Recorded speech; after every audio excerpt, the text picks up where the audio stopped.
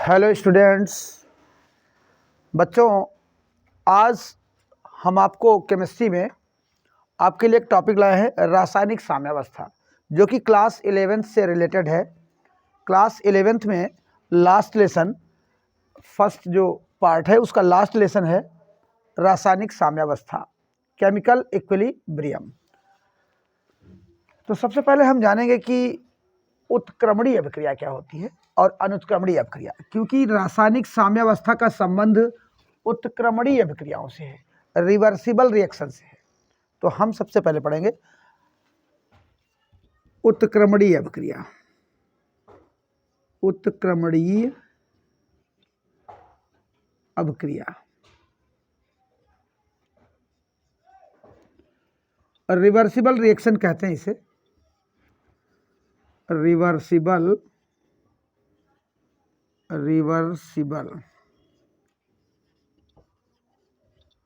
Reaction. बच्चों, उत्क्रमणीय अभिक्रिया क्या होती है?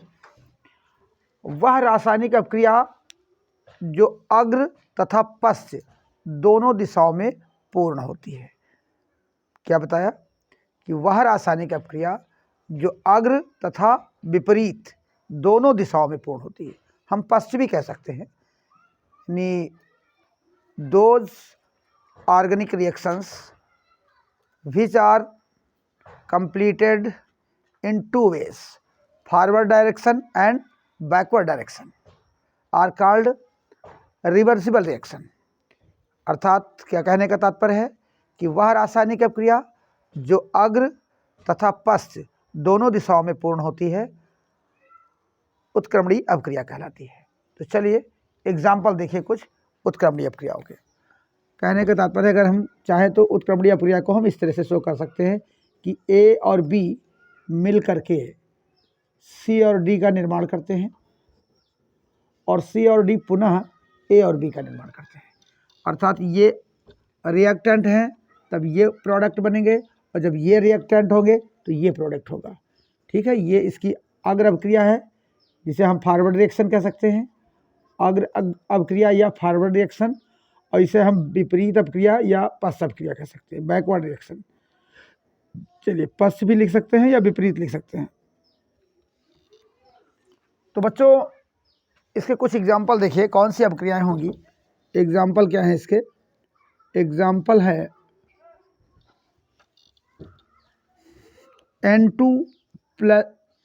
N2 plus 3H2, N2 plus 3H2, और ये मिलकर बनाते हैं अमोनिया के दो अणु 2NH3।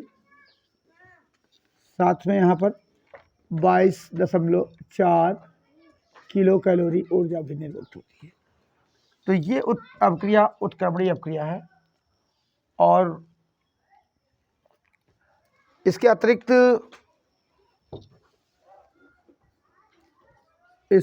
इसमें इंक थोड़ा कम हो रही है, तो जरा मुझे ये दे दो। इसका दूसरा एग्जांपल देखेंगे। PCl5 फास्फोरस पेंटाक्लोराइड को यदि हीट किया जाए, गर्म किया जाए, तो ये ब्रेक होता है PCl3 और Cl2 में, फास्फोरस ट्राइक्लोराइड और क्लोरीन में। और यदि इन दोनों को मिला करके टेम्परेचर को थोड़ा सा कम कर दिया जाए तो ये फिर से PCl5 बन जाता है। ठीक है, तो ये रिएक्शन भी रिवर्सिबल रिएक्शन होती है। इसी तरह एक कुछ और रिएक्शन भी आप देख सकते हैं। H2 और I2 परस्पर क्रिया करके बनाते हैं 2HI, और 2HI भी अपघटित होता है तो H2 और I2 बनते हैं।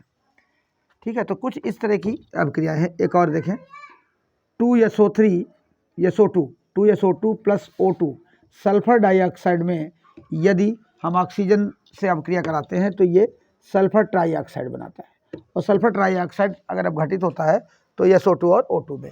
तो ये कुछ एग्जाम्पल मैंने आपके सामने दिए कि जो कि रिवर्सिबल रिएक्शन से रिलेटेड है।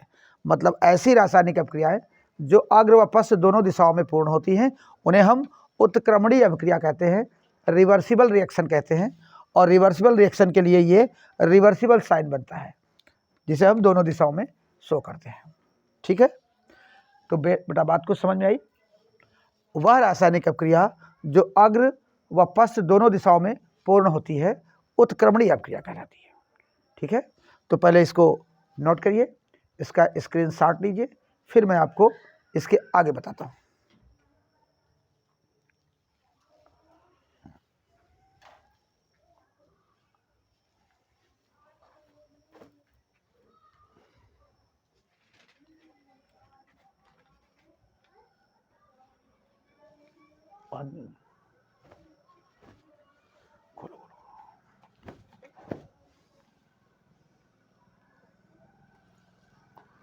तो बेटा नोट कर लिया इसको। अब हम आपको बताएंगे इरिवर्सिबल रिएक्शन या अनुत्क्रमणीय अपक्रिया।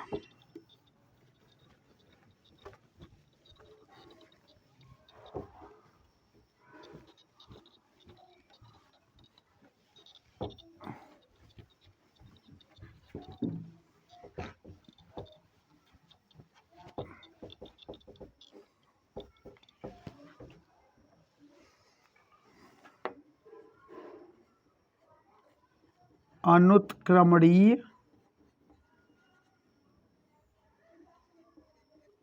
अभिक्रिया।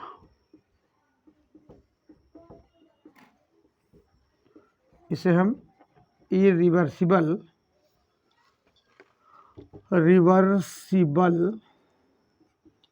रिएक्शन कहेंगे। तो बच्चों, अनुत्क्रमणीय अपक्रिया क्या होती है? वह रासायनिक अपक्रिया जो केवल अग्र दिशा में पूर्ण होती है अनुत्क्रमणीय अपक्रिया कहलाती है। कहने का मीन्स है कि ये पश्च दिशा में पूर्ण नहीं होगी। अभिकारक से उत्पाद बन जाएगा किंतु उत्पाद से पुनः अभिकारक नहीं बनता। तो वह रासायनिक अपक्रिया जो केवल अग्र दिशा में पूर्ण होती है अनुत्क्रमणीय अपक्रिया कहलाती है। ठीक है, क्या बताया कि वह रासायनिक अपक्रिया जो केवल अग्र दिशा में पूर्ण होती हैं, यानी those organic reactions which are completed in one path या in one direction, you can say in one direction. ठीक है, those organic reactions which are completed in forward direction are called irreversible reaction. इसको हम कुछ इस तरह से represent कर सकते हैं कि ए और बी से मिलकर के सी और डी बनेगा, किंतु सी और डी से पुनः ए और बी नहीं बनेगा। और यहाँ पर ये साइन एरो का साइन देते हैं, तीर वाला साइन देते हैं अनुत्क्रमणीय अपक्रियाओं में। ठीक है, तो जिन अपक्रियाओं में ये साइन रहता है वे अनुत्क्रमणीय होती है, अर्थात वन डायरेक्शनल होती हैं, केवल एक दिशा में पूर्ण होती हैं। और जो दोनों दिशाओं में पूर्ण होती है उन्हें हम उत्क्रमणीय अपक्रिया कहते हैं। कुछ एग्जाम्पल इसके देखें, इसके भी एग्जाम्पल देखेंगे। अब जैसे प्रयोगशाला में पोटेशियम क्लोरेट को अगर हीट करते हैं, इसको गर्म करते हैं, तो ये KCl और ऑक्सीजन में ब्रेक हो जाता है। ऐसे बैलेंस कर लीजिए, इसको 2 KCl कर दीजिए, 3O2 कर दीजिए। पोटेशियम क्लोराइड और ऑक्सीजन में ब्रेक हो जाता है। अब यदि पोटेशियम क्लोराइड की ऑक्सीजन से क्रिया कराते हैं तो पोटेशियम क्लोराइड नहीं बनता है। कहने का मतलब यह अपक्रिया केवल एक डायरेक्शन में होती है, केवल अग्र दिशा में कंप्लीट होती है, ये पश्च दिशा में रिएक्शन नहीं होती है। तो ये अनुत्क्रमणीय अपक्रिया का एग्जाम्पल है। ठीक है बच्चों, दूसरा देख सकते हैं आप, जैसे आपका उदासीनीकरण रिएक्शन है, कोई एसिड किसी क्षार से रिएक्शन करता है बेस से, तो मान लीजिए कि NaOH की रिएक्शन यदि हम करा दें HCl से, तो ये बनाएगा NaCl प्लस H2O, साल्ट और वाटर का निर्माण होता है। ये उदासीनीकरण अपक्रिया है, न्यूट्रलाइजेशन है, तो ये भी वन डायरेक्शनल होती है। ठीक है, NaCl को इसमें वाटर में डालने पर H2 रिलीज हो जाती है। इस तरह से ये रिएक्शन बैकवर्ड डायरेक्शन में नहीं होती है। तो कुछ एग्जांपल मैंने आपको ये अनुत्क्रमणीय अपक्रिया के बताए। तो बेटा बात समझ में आई? हमने क्या पढ़ा? अपक्रियाओं के प्रकार पढ़ा। तो कुछ रासायनिक अपक्रियाएं अग्र व पश्च दोनों दिशाओं में होती हैं, जिन्हें हम रिवर्सिबल रिएक्शन कहते हैं, उत्क्रमणीय अपक्रिया कहते हैं। और कुछ रासायनिक अपक्रियाएं केवल अग्र दिशा में होती हैं, जिन्हें हम अनुत्क्रमणीय अपक्रिया कहते हैं, इरिवर्सिबल रिएक्शन कहते हैं। तो बात समझ में आ गई? ठीक है, इस बात को भी नोट करें, फिर हम इसके आगे बढ़ते हैं।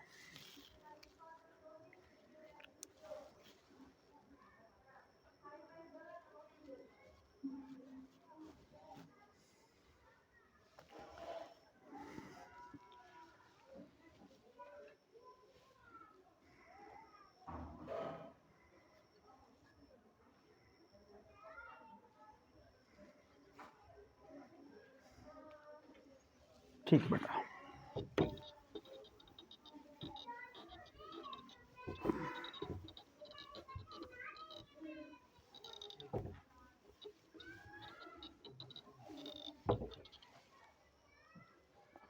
अब हम पढ़ेंगे रासायनिक साम्यावस्था, केमिकल इक्विलिब्रियम। तो रासायनिक साम्यावस्था क्या होती है? रासायनिक साम्यावस्था का संबंध उत्क्रमणीय अभिक्रियाओं से है। क्या बताया? रासायनिक साम्यावस्था का संबंध उत्क्रमणीय अभिक्रियाओं से है, अर्थात रिवर्सिबल रिएक्शन से है। होती क्या है रासायनिक साम्यावस्था? उत्क्रमणीय अभिक्रियाओं की वह अवस्था, बच्चों ध्यान से सुने, इसकी डेफिनेशन क्या होगी? उत्क्रमणीय अभिक्रियाओं की वह अवस्था जिसमें अग्र व पश्च अभिक्रियाओं की दरें बराबर हो जाती हैं। कहने का तात्पर्य है कि उत्क्रमणीय अभिक्रियाओं की वह अवस्था जिस अवस्था पर अग्र व पश्च अभिक्रियाएं दोनों बराबर दर से होती है, यानी रिएक्टेंट अगर अग्र अभिक्रिया जितनी वेग से होती है तो पश्च अभिक्रिया भी उतनी ही वेग से होती है, और इस अवस्था पर दोनों ओर के जो पदार्थ होंगे उनकी सांद्रताएं भी स्थिर हो जाती हैं। जितनी सांद्रता अग्र अभिक्रिया के रिएक्टेंट में होगी उतनी ही सांद्रता बैकवर्ड जो रिएक्शन होगी वहाँ पर होगी। तो क्या बताया कि वह रासायनिक उत्क्रमणीय अभिक्रियाओं की वह अवस्था जिसमें अग्र व पश्च अभिक्रियाओं की दरें बराबर हो जाती है। मान लिया कि ये ए और बी मिल करके सी और डी का निर्माण कर रहे हैं और यह एक उत्क्रमणीय अभिक्रिया है। तो यह अग्र अभिक्रिया है, इसकी फॉरवर्ड रिएक्शन, और ये विपरीत अभिक्रिया है, विपरीत अभिक्रिया है। तो ये दोनों की जो रेट है ये क्या हो जाएगी? बराबर हो जाएगी। यानी अगर अग्र अभिक्रिया को हम आरएफ से, अग्र अभिक्रिया की दर को हम आरएफ से लिखें, रेट ऑफ फॉरवर्ड रिएक्शन, तो ये इक्वल हो जाएगी रेट ऑफ बैकवर्ड रिएक्शन के। तो यही है बेटा रासायनिक साम्यावस्था। बात समझे? रासायनिक साम्यावस्था क्या है? रासायनिक साम्यावस्था उत्क्रमणीय अभिक्रियाओं की वह अवस्था है जिसमें अग्र व पश्च अभिक्रियाओं की दरें बराबर हो जाती हैं, और इस अवस्था पर दोनों ओर की, दोनों पक्षों की सांद्रताएं भी स्थिर रहती हैं। ठीक है, ये बात है। तो इसे भी नोट करें, अग्र अभिक्रिया की दर बराबर पश्च अभिक्रिया की दर। अग्र अभिक्रिया की दर बराबर होगी पश्च अभिक्रिया की दर, पश्च अभिक्रिया की दर के। तो ये है रासायनिक साम्यावस्था। तो डेफिनेशन नोट करिए, साथ में ये भी आप नोट करें। इस तरह से हम इसको रिप्रेजेंट कर सकते हैं, शो कर सकते हैं। तो इसे नोट करें, फिर हम आपको आगे ले चलते हैं, द्रव्य अनुपातिक क्रिया का नियम बताएंगे।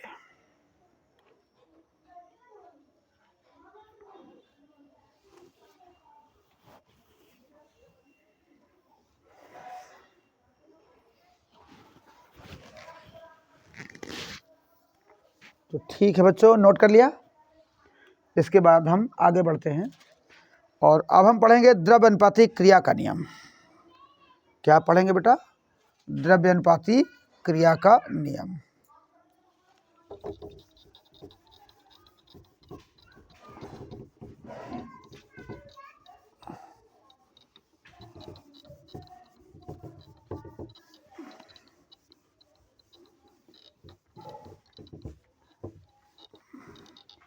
बहुत अच्छी बात है बच्चों।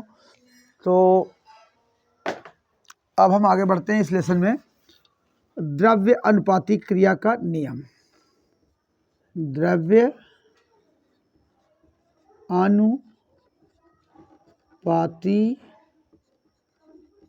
क्रिया का नियम।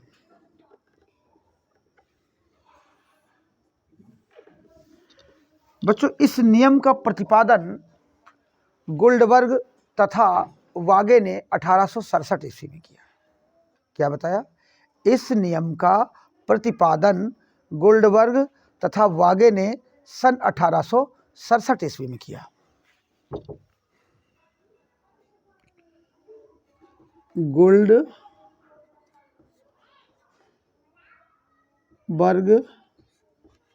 तथा वागे ने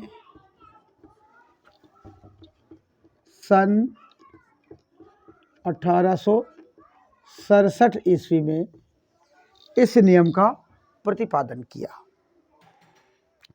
इन्होंने बताया कि, या लिख सकते हैं इस नियम के अनुसार, इस नियम के अनुसार, इस नियम के अनुसार। तो क्या कहता है ये नियम बच्चों, ध्यान से सुनिए। ये नियम कहता है, अर्थात गोल्डबर्ग व वागे का ये कहना है कि किसी पदार्थ की अवक्रिया करने की दर, किसी पदार्थ की अवक्रिया करने की दर उसके सक्रिय द्रव्यमान के अनुक्रमानुपाती होती है, और किसी रासायनिक अवक्रिया की दर उस अवक्रिया के अभिकारी पदार्थों के सक्रिय द्रव्यमानों के गुणनफल के अनुक्रमानुपाती होती है। क्या बताया? किसी पदार्थ की अवक्रिया करने की दर उसके सक्रिय द्रव्यमान के अनुक्रमानुपाती होती है।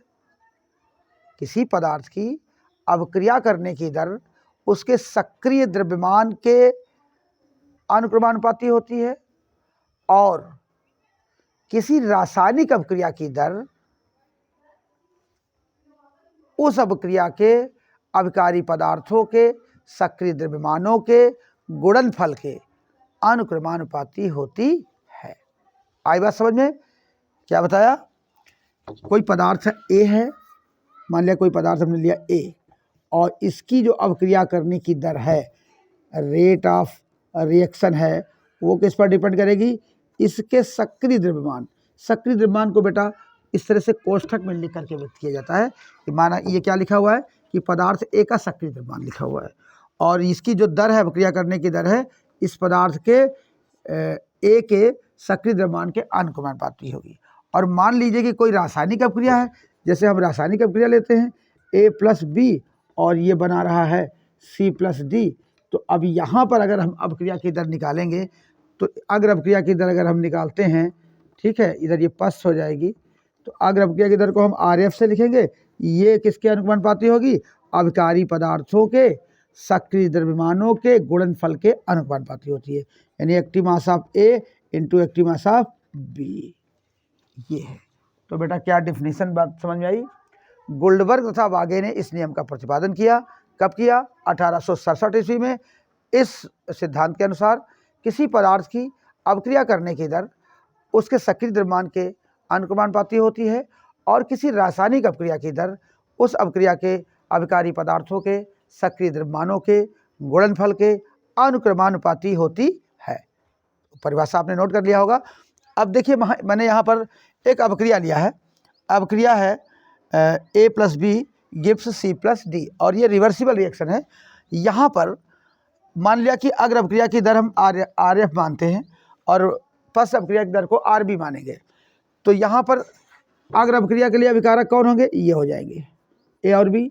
अगर हम पश्च अवक्रिया के लिए अभिकारक ढूंढे कौन होगा? तो ये हो जाएगा अभिकारक, फिर ये उत्पाद बन जाएंगे। तो चलिए हम निकालते हैं अग्र अवक्रिया की दर।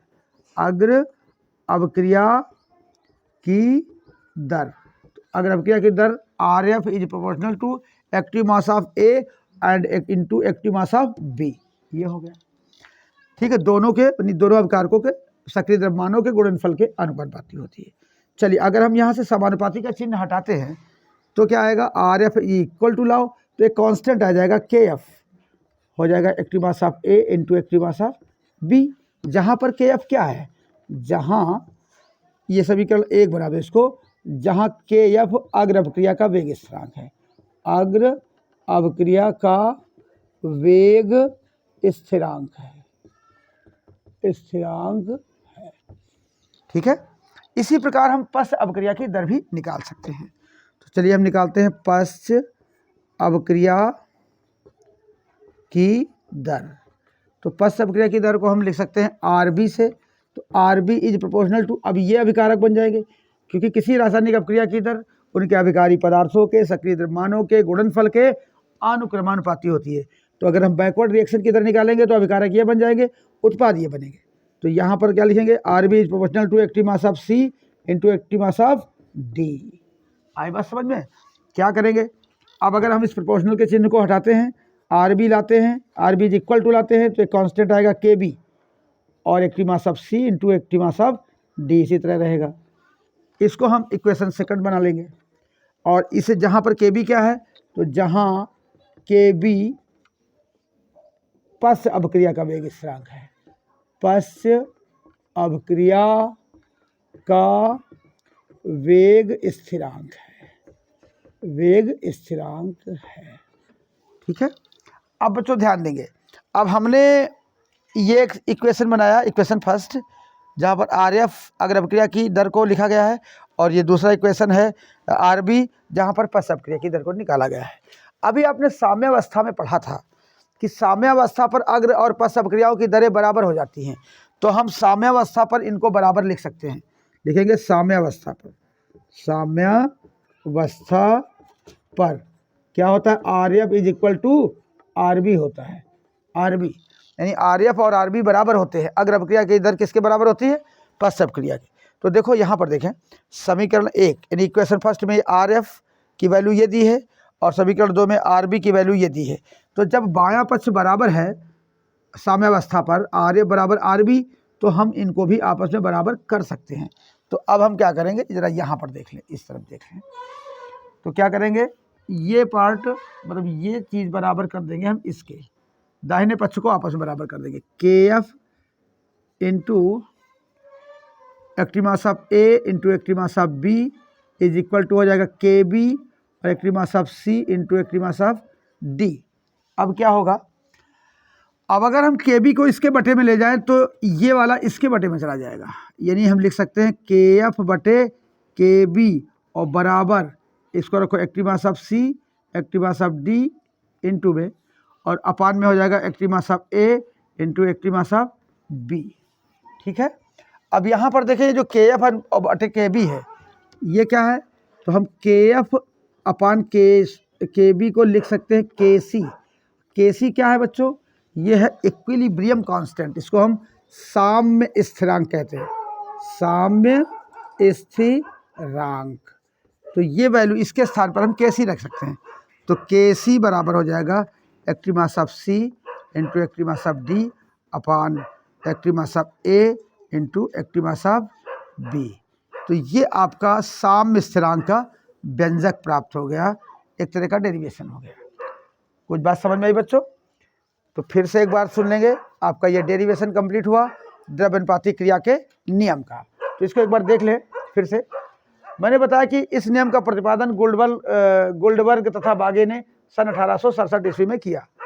इस नियम के अनुसार किसी पदार्थ की अभिक्रिया करने की दर, माना कोई पदार्थ ए है तो इसकी अभिक्रिया करने की दर इस पदार्थ के सक्रिय द्रव्यमान के अनुक्रमानुपाती होती है।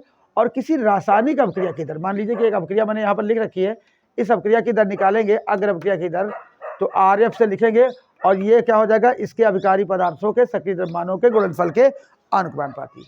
तो R F is proportional to हो जाएगा active mass of A into active mass of B. इस और फिर जब हम ये जो प्रोपोर्शनल का साइन है इसे अगर हटाएंगे, इक्वल लाना चाहेंगे तो एक कांस्टेंट आ जाएगा के एफ। ठीक है, और ये हो जाएगा active mass of A into active mass of B. तो जहाँ पर इसको इक्वेशन फर्स्ट बनाएंगे जहाँ के एफ अग्र अभिक्रिया का वेग स्थिरांक है। इसी प्रकार अब यदि आप बैकवर्ड रिएक्शन की रेट निकालें तो बैकवर्ड रिएक्शन में ये अभिकारक बनेंगे, तो आर बी इक्वल टू हो जाएगा active mass of C into active mass of D, ये अभिकारक हो गए। ठीक है, अब यहाँ पर इसको हम समानुपाती का चिन्ह हटाएंगे, इक्वल लाएंगे तो एक कांस्टेंट के भी आ गया और ये आ गया। अब आपने पढ़ा है यहाँ पर के बी क्या है, पश्च अभिक्रिया का वेग स्थिरांक है। अब साम्यावस्था पर, चूंकि साम्यावस्था पर अग्र अभिक्रिया की दर विपरीत अभिक्रिया की दर के बराबर होती है तो हमने दोनों को बराबर कर दिया है। फिर क्या किया कि के बी को इसके बटे में कर दिया, तो ये गुणन इसके गुणन में जो है वो इसके नीचे आ जाएगा और ये बन जाएगा। अब के एफ बटे के बी को हम के सी लिख सकते हैं, इसे साम्य स्थिरांक कहेंगे।